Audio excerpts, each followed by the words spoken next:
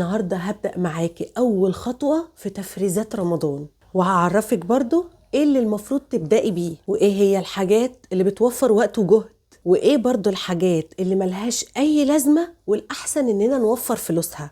هنمشي مع بعض كده خطوة بخطوة عشان نعرف إزاي نجهز ونأسس مطبخنا لشهر رمضان قبل الزحمة وقبل الغلا. ولو انت بتشوفيني دلوقتي ولسه ما بدأتيش، تعالى أقولك على الترتيب الصح اللي هتبدأي بيه.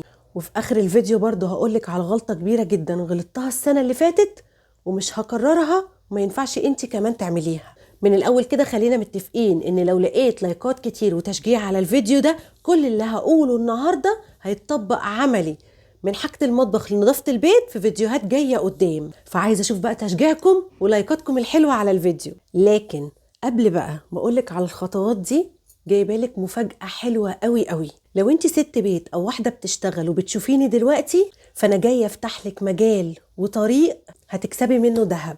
لو نفسك يكون عندك مشروع ومش معاكي رأس مال أو ما عندكيش أي خبرة عشان تبدأي بيها في أي شغل جديد، أو معاكي قرشين بس خايفة تحطيهم في أي حاجة لا تخسري، أو برضو حضرتك واحدة بتشتغل وعايزة تعملي مصلحة تانية تزودي بيها دخلك، الفرصة اللي أنا جايبها لك النهاردة ما تتعوضش أبدا، لأن هي ملهاش سن معين، مش مطالب منك إن يكون عندك خبرة، وكمان ملهاش وقت معين، وهتشتغليها وانت قاعدة في البيت. ولو أتقنتي كويس أو الشغل ده، مرتبك هيوصل ل30,000 جنيه في الشهر. الشرط الوحيد عشان تشتغلي الشغل ده هو إن يكون سنك عدى 18 سنة ويكون عندك نت في البيت.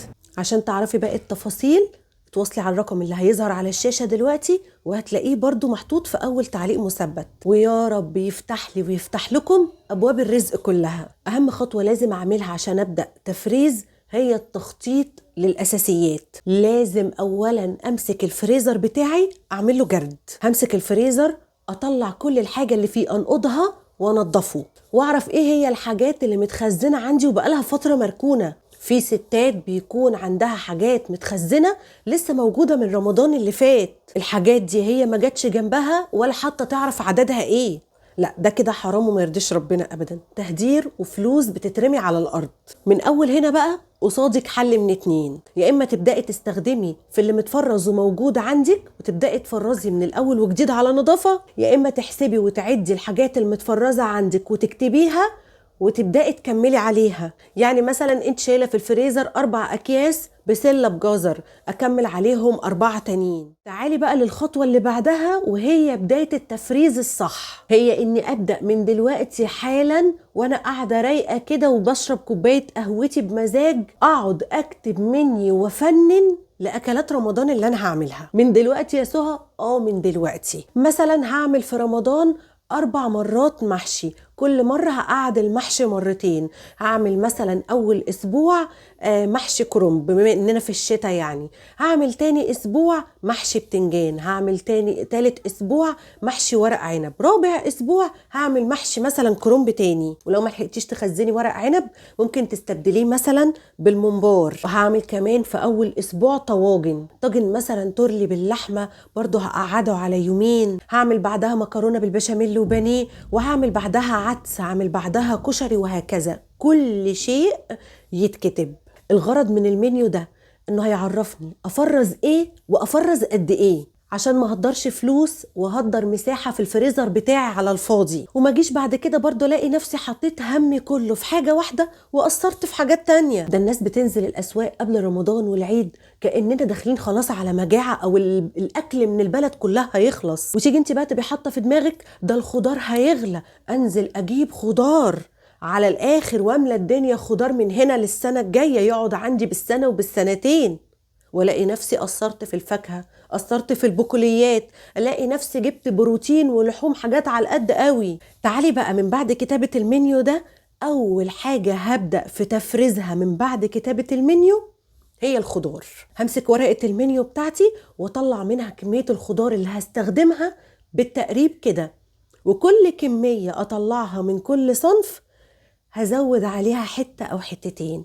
هقولك ازاي. انا مثلا هعمل في شهر رمضان مرتين محشي كرنب، اول اسبوع ورابع اسبوع. كل مرة هعمل فيها محشي الكرنب هعمله على يومين. المحشي كده كده بيرمي كمية، واصلا احنا طول شهر رمضان ما بناكلش طاقتنا العادية زي باقي السنة، يعني بناكل طاقة أقل. أنا مثلا واحدة بيكفيني في المرة كرنباية تشيل كيلو رز. يبقى أنا هجيب كرنباية لأول أسبوع وكرنباية تانية لطاقة تاني آخر الأسبوع، واجيب معاهم كرنبايه تالته بالمره. هي النزوله دي مش هجيب فيها الا ال3 كرنبات بس. اجي اطلع البيت اقطعهم واسلقهم واروح شايلهم في الفريزر على طول، مش هاجي جنبهم ولا كانهم موجودين اصلا. خلصت من هم كبير. هعمل تاني اسبوع بتنجان وفلفل وكوسه. في طاقه المحشي البتنجان بالذات عندك فيها حلين، يا اما تجيبيهم وتقوريهم وتفرزيهم، اللي هو ازاي يا سهى بيتفرزوا؟ بعد ما تقوريهم يا ست الكل وتغسليهم ويتنشفوا كويس جدا، تديهم تحميره في الزيت، بعد كده تقلبيهم، يعني تخليهم يتصفوا خالص خالص على مصفى، وترصيهم في صينيه كبيره وتدخليهم الفريزر. اول ما يجمدوا تماما تطلعيهم من الصينيه، تحطيهم في اكياس، وبعد كده تحطيهم في الفريزر تاني، ولما تيجي تطلعيه عشان تحشيه يتحشي وهو متلج على طول، ما يتسابش عشان يفك. اما بقى الطريقه التانيه، وهي دي اللي انا بفضلها بصراحه، اني انزل تاني اسبوع في شهر رمضان بالليل كده اتمشى انا والعيال. ما احنا مستحيل نفضل شهر رمضان كله قاعدين محبوسين في البيت، لا اكيد لازم هتنزلي، ان ما كانش عشان طلب ناقصك يبقى عشان تتمشي شويه، تمشي رجلك انت وعيالك لايا كان، تجيبي حلويات وتطلعي قطايف كنافه لاي سبب من الاسباب. فهنا الخضار هيكون هادي خالص، ومش هيكون سعره عالي زي اول رمضان او قبل رمضان. تقدري تجيبي المحشي البتنجان بتاعك براحتك. لا اما لو انت مفرزه ورق عنب تقدري تعملي تاني اسبوع ورق عنب وتستني للبتنجان لتالت اسبوع. بفضل ان انا اجيبهم كده طازه زي ما هم على درج التلاجة، واقعد اتسلى في اي يوم بالليل اقورهم وانا قاعده قدام اي مسلسل، وبحشيه كمان وانا قاعده، بما ان التسبيكه موجوده عندي في الفريزر جاهزه، وبقلب عليها الرز على طول، والخضره متخرطه ومحطوطه عندي في الفريزر، كله بيتقلب على بعضه، وبحشيهم كمان وانا واقفه. انت شوفي انهي طريقه فيهم بتفضليها وترتاحي لها واعمليها. تعالي اليوم تاني تنزلي فيه تجيبي لك كميه خضره محترمه، تروحي البيت تغسليهم وتخرطيهم، وبعد كده تحطيهم في مصفى وتسيبهم يتصفوا وينشفوا خالص، وتعبيهم في اكياس. اهم حاجه عشان الاكياس دي، عشان الخضره دي تفضل خضره، تخرجي من الكيس الهوا خالص، وتبرمي كل كيس على قد الطاقه اللي انتوا بتاكلوها وتحطيها في الفريزر. اصبح ان كل حاجه عندك جاهزه. انا بصراحه موضوع الخضره ده بعمله مش بس في رمضان، لا طول السنه، لان بحسها دبكه وحاجه كده من ضمن الحاجات البسيطه بس اللي بتدربك لي الدنيا. تعالي في يوم كمان للملوخيه، هاتيلك مثلا 3 كيلو ملوخيه ولا 4 كيلو على حسب بقى انت عدد اسرتك، ارطفيهم واغسليهم وبرضو نشفيهم كويس قوي، وهاتي حبة شوربة صغيرين، اغلي على البوتاجاز حبة الشوربة الصغيرين دول، واعملي فيهم الملوخية بتاعتك من غير حياء تماما. مش هتحطي بس الا شوية كربوناتو عشان خاطر تحافظي على خضار الملوخية. بعد ما الملوخية تهدى شوية هتعبيها في اكياس، وكل كيس هتعبي فيه ملوخية تحطي فيه مكعبين تلج. ابدأوا خزنوا طماطم، الطماطم هتوصل ل40 جنيه، وخلي بالك هي الايام دي بدأت تغلى اصلا. فاكرين ما قلت لكم الفترة اللي فاتت هتغلى، اديها غليت. انا عن نفسي خزنت لما كانت 3 كيلو ولا 4 كيلو وال5 كيلو ب10 جنيه كمان. جايه اقول لكم تاني اهو زي ما قلت لكم قبل كده، خزنوا طماطم عشان هتغلى جدا. لو انت بقى لسه ما خزنتيش طماطم، هاتي شويه طماطم كده حلوين وحطيهم في حله على النار لغايه ما يستووا تماما، يتهروا خالص خالص، وابدأي اضربيها. بعد ما ضربتيها وخلاص هتكيسيها في نفس اليوم، هو اليوم ده يوم الطماطم، اضربي لك في الكبه 3 كيلو بصل، ودبلي البصل ده في شويه زيت وكم معلقه سمنه، وابدأي بقى البصل ده حطي عليه شويه مثلا لتسبيكه الطماطم، شويه لتسبيكه المحشي. فاض عندك حبه بصل من اللي اتدبلوا دول، وماله كيسيهم وشيليهم على الفريزر عشان لما نيجي نجيب اللحمه المفرومه نحطها على البصل ده على طول. اعملي حبه تسبيكه تاني بالمره بتومه، لو انت واحده زي بتحبي تعملي المكرونه ببصله وتومه اعملي لك برضو حبه. بصي الصلصه روح المطبخ، وغير كده بتوفر وقت وجهد كبير جدا. مره تاني وانت قاعده فاضيه كده اقعدي قشري لك شويه توم وفرميهم وحطيهم في علبة في الفريزر عشان يبقى عندك جاهز تطلعي منه على طول. ادخلي يوم تاني على خضار الموسم، الحاجات اللي موجودة الايام دي ورخيصة، السبانخ، البسلة، القلقاس. هعمل خضار مثلا يسوها في رمضان 4 مرات، كل مرة هيكفيني كيلو، يبقى هشيل 5 أكياس من كل نوع خضار، كل كيس على كيلو، ومن ضمن الأكياس دي هعمل كيس خضار مشكل كده للتورلي. تعالي بقى خشي على أساس الخضار اللي هو إيه يا سهى؟ البطاطس والبصل، زي الطماطم كده بالظبط. قلت لكم السنة اللي فاتت على طريقة تفريز البطاطس، والحمد لله كانت كل الكومنتات إيجابية جدا وقالوا لي الطريقة تحفة وفرزناها يا سهى وكانت زي الفل. تعالي بقى السنة دي أنا بقولك من رأيي بلاش. ليه يا سهى بلاش؟ هقولك على طريقة تانية أحسن كتير جدا وهتوفر من عليكي مجهود التفريز وكل ده. ليه اولا بقولك بلاش تفرزي بطاطس؟ لان السنة اللي فاتت انا كربست الفريزر بتاعي، حطيت فيه حاجات كتير قوي، حصلت مشكلة في الفريزر فك شوية مع نفسه، لقيت 3/4 اكياس البطاطس اسودت، والربع اللي ما حصلهوش اي حاجة عجن واتهرس واتكسر. بصي البطاطس حساسة قوي في تفريزها، وخطوة واحدة عملتيها غلط في تفريز البطاطس هتبوظ لك كميات كبيرة، واحنا مش عايزين اي خسارة ومش عايزين اي اذية لاي واحدة. فانا بقى دلوقتي اتبعت طريقة تاني حلوة جدا. تعالى اقولك هتعملي ايه. هتنزلي برضو مرة تاني في الايام دي تشتري لك مثلا 10 كيلو بطاطس. شوفي بقى انت هتجيبي اكتر تجيبي اقل براحتك، المهم تقسميهم كل شنطة على 5 كيلو، وتربطي الشنط دي وتحطيها عندك في التلاجة وتنسيها خالص. يا اما احنا في شتاء عادي ممكن تحطيهم تحت السرير مثلا، انا مخصصه لهم طبق كبير، طبق بلاستيك من بتاع الغسيل ده، وحاطه ورقه جنون وحطاهم فيها وسايباهم تحت السرير. المهم بقى لما يجي عليكي رمضان ومثلا هتحبي انك تعملي بطاطس، هيكفيكي في الاكله مثلا آلية كيلو، هاتي 2 كيلو وقشريهم وقطعيهم معاكي بالمرة، اعملي منهم على قدك، والباقي حطيه في مية فيها نص معلقة ملح ومعلقة خل، حطيهم في المية دي وحطيهم في التلاجة لغاية وقت الاستخدام التاني، مش هيجرى لهم اي حاجة، وهتبقى البطاطس مقرمشة وزي الفل وحايقة كمان. المية عدت 5-6 ايام لقيتيها اسودت سنة، وانتي واقفة بالتلاجة يعني قدام التلاجة بتطلعي منها اي حاجة، غيري المية، حطي مية نظيفة وحطيها تاني في التلاجة برضو بالملح والخل. بصراحة الطريقة دي خلت عندي بطاطس متخرطة على طول في التلاجة بتقشيرة واحدة وبتقطيعة واحدة، ولا بقى كربس فريزر ولا اعمل كمية فرزها ويا صابت مع واحدة يا خابت. يعني مشاكل البطاطس مشاكلها كتير شوية. بص انت لو اخدتلك اسبوع كده فرزتي فيه الخضار بتاعك، اعتبري نفسك خلاص انت خلصتي خزين رمضان كله. وما تنسيش برضو البصل عشان هيغلى وهيوصل ل20 و25 جنيه الايام الجايه. انزلي هاتيلك 3 شنط برضو على 5 كيلو، يعني 15 كيلو ولا حاجه. خلي جزء للتسبيكات تعمل منه التسبيكات الايام دي، وجزء زي ما هو كده، ولا تقطعي ولا تخرطي ولا ما تدربكيش نفسك الايام دي عادي. يعني البصلايه لما بنمسكها نخرطها ما بتاخدش وقت.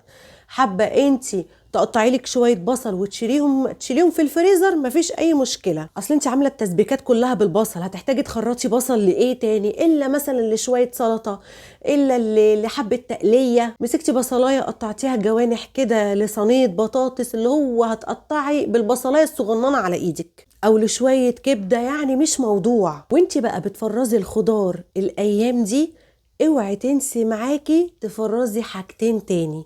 ايه هما يا سهى؟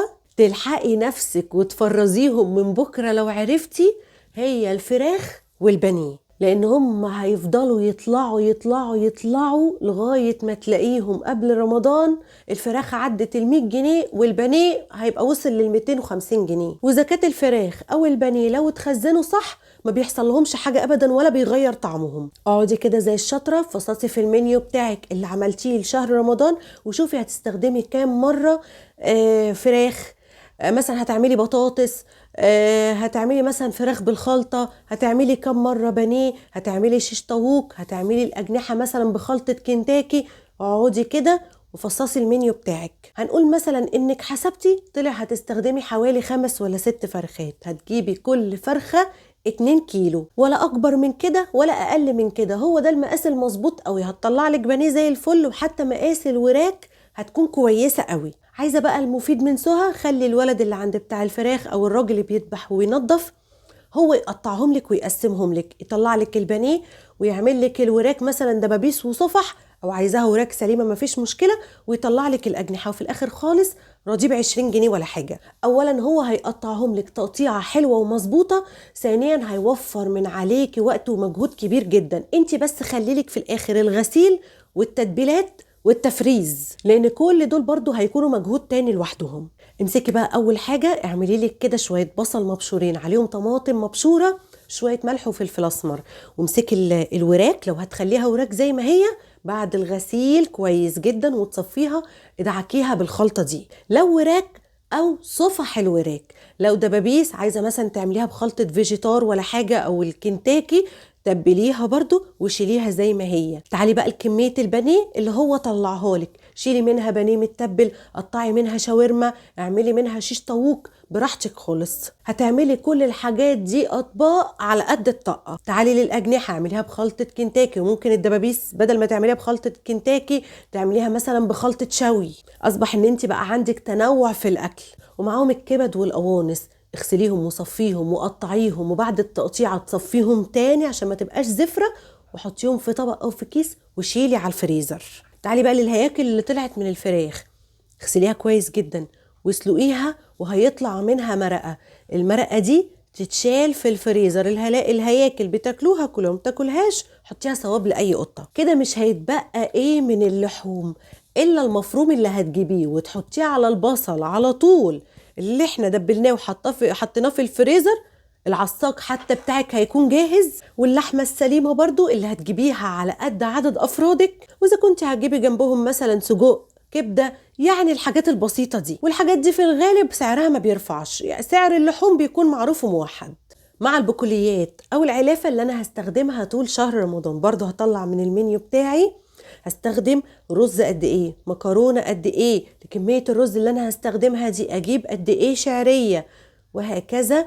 تحسبي حاجتك وتزودي عليها كيلو، تزودي 2 كيلو. الزيادة بقى اللي احنا حطيناها في حاجة رمضان دي لأي عزومة تحصل، لأي مثلا ضيف جالك مفاجئ كده وهيفطر معاكم، والله اتبقى عندك حاجات للعيد زي الفل. هحسب الحاجة اللي عندي ايه وهنزل قبل يعني مثلا آخر 10 أيام من رمضان كده أكمل عليهم حاجات بسيطة للعيد. أصبح إن أنا برضو مش هيبقى فيه مبالغ تانية محتاجاها للعيد فهرجع أفرز تاني من الأول وجديد، لا، هي تفريزة واحدة بالمرة. رمضان نظامه وخزينه ومشترياته زيه زي أي شهر بالظبط. ده يمكن استهلاكنا وأكلنا فيه بيكون أقل أصلا من أي شهر، لكن مشترياتنا فيه بتكون أعلى من أي شهر. اللي هيختلف بس في الشهر ده عن باقي السنة هو إني إلى حد ما هحاول أسهل على نفسي شوية العمايل، عشان مثلا هكون صايمة، هكون مصدعة شوية، هكون تعبانة، أتفرغ للطاعة للصلاة للقرآن. الغلطة بقى اللي غلطتها السنة اللي فاتت ومش هكررها أبدا السنة دي هو إني أخصص يوم كامل للتفريزات. تعبت جدا، كان مجهود كبير عليا جدا، ولما تعبت لما جيت فرست في حاجات طلعت مش مظبوطة معايا، في حاجات خانتني كمياتها، لقيت ان طبق واحد مش هيكفينا فاضطريت ان انا اطلع طبقين، فالطبقين يبقوا كتير يفيدوا معانا، فاصبح ان حصل معايا تهدير. انما لما هركز في صنف صنف ونوع نوع كل يوم مش هكون تعبانة ابدا، وفعلا هدي الحاجة حقها. لان انا المطلوب مني ان لما اجي اعمل حاجة زي كده اعملها بذكاء واعملها بحرص جدا. ولو عندك من نفس الصنف قديم وهتكملي عليه لشهر رمضان، طلعي القديم فوق وحطي الجديد تحت، او هاتي القديم قدام وحطي الجديد ورا، عشان تكوني برضو عارفة ايه الحاجة اللي عندك. ولو اتبقى منها كيس او 2 هكمل عليهم لأيام العيد. ما حتى الفلوس اللي هوفرها من الأكل اللي هجيبه للعيد ما هينفعني في مجايب وشراء الهدوم للعيال وطلبات البيت برضو اللي بتطلع كده من مفيش لأيام العيد. والغلطة التانية اللي غلطتها برضو ان تاخدي بالك ان الحاجة بعد التفريز شكلها بيتغير جدا. يعني بيتباع في المكاتب تيكيتات صغيرة خالص كده اللي هي بتاعت الاسعار اللي بتكون محطوطة على الحاجة في المحلات، دي بتكون رخيصة جدا، مش عارفة الفرخ كبير قد كده ب5 جنيه ولا بكام، فانت هاتيه واكتبي على الحاجة بتاعتك، الزقي ورقة واكتبي عليها التاريخ واكتبي صنف الحاجة او نوع الحاجة. بالذات التسبيكات، انا اتلخبطت جدا ما بين التسبيكة اللي بالثوم والتسبيكة اللي بالبصل والتسبيكة اللي بالبصل والثوم، فانا بنبهك اهو عشان ما تغلطيش الغلطة بتاعتي. ما تخصصيش ابدا مبلغ معين تقولي المبلغ ده هو ده اللي هنزل اجيب بيه اكل العيد او اكل رمضان مثلا. لا، لما تظبطي كمياتك انتي اللي على قدكم، الكميات هي اللي هتظبط لك الميزانيه، لانك في كل الاحوال لو حددتي مبلغ من الاول المبلغ ده يا هيجيب لك حاجات بزياده يا هيجيب لك حاجات بالقليل. وعايزه اقول لك قبل ما اختم الفيديو ان لو لقيت تشجيع كل الحاجات اللي انا هعملها الايام الجايه من اضافه الشقه لتفريزات رمضان هصورها لكم وهنزلها لكم عشان تتشجعوا وتعملوا زيي، تكونوا ستات ناصحه كده مدقدقه. بس كده، هو ده كان نهاية فيديو النهاردة. يا رب يكون عجبكم، يا رب يكون فاتكم، يا رب يكون عرفك تبدأي ازاي بنصاحة. اشوفكم الفيديو الجاي ان شاء الله بإذن الله، وانتم احسن ستات في الدنيا كلها، ويلا سلام.